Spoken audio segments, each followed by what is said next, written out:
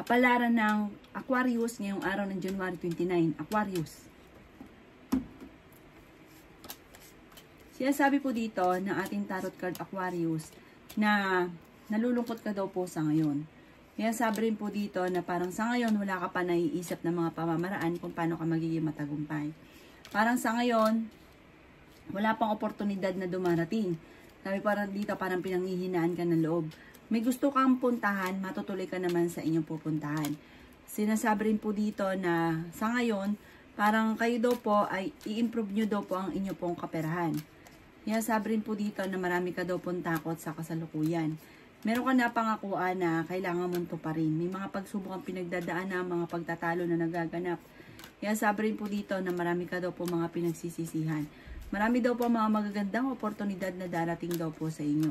Masipag at matyaga ka, may patutunguhan daw po ang pagiging masipag at matyaga. I-let go nyo daw po yung mga tao na hindi nakakatulong sa inyo. Kaya sabi rin po dito na may pagka-generous daw po kayo.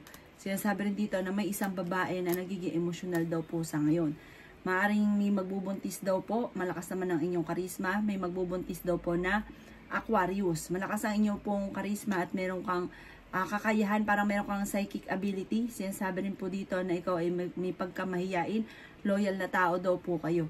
Ang inyong pong lucky color ay red at ang lucky number po ninyo nagsisimula sa number 17, number 22, number 15, number 7, number 14 at number 28.